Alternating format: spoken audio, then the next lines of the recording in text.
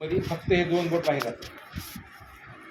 आता आधी बघा माझ्याकडं, तर मी तुम्हाला हे समजावून सांगतो. पहिल्यांदा मी काय करीत आहे, अंगठ्यानं उजवी नाकपुडी बंद करतोय, डाव्या नाकपुडीनं श्वास घेतोय.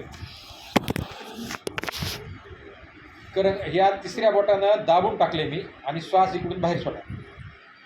आता पुन्हा श्वास इथूनच बाहेर घाल, मध्ये घालून पुन्हा दाबलं, बाहेर टाकलं. त्याला म्हणायचं अनुलोम विलोम.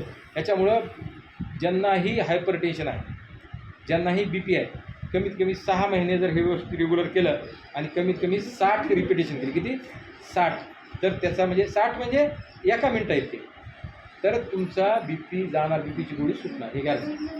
तर आपण चालू करू. आपण फक्त 10च करू उदाहरणादाखल. तर काही 2 बोटामध्ये, हे तिसरं बोट म्हणजे करंगळीमध्ये माझे 2 बोटं कोणते आहेत, सगळ्यांनी ही मुद्रा करा. ओके.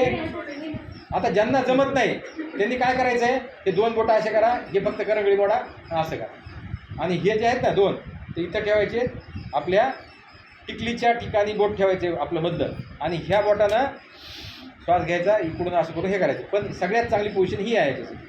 तर ज्याला जमतं त्यांनी करा, ज्याला जमत नाही त्यांनी 2 बोटं सरळ ठेवा. ठीक आहे. तर पहिल्यांदा अंगठा उजवी नाकपुडी बंद करील, श्वास घ्या,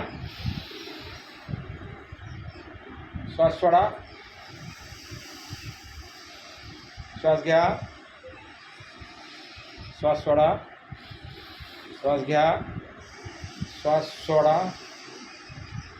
उजव्यानं श्वास घ्या, डावीनं सोडा, डावीनं श्वास घ्या, उजव्या नाकपुडीनं सोडा, उजव्या नाकपुडीनं श्वास घ्या, डाव्या नाकपुडीनं श्वास सोडा, डाव्या नाकपुडीनं श्वास घ्या, उजवीनं सोडा, उजव्या नाकपुडीनं श्वास घ्या, डाव्या नाकपुडीनं श्वास सोडा, डाव्या नाकपुडीनं श्वास घ्या, उजव्यानं सोडा. याच पद्धतीने करा.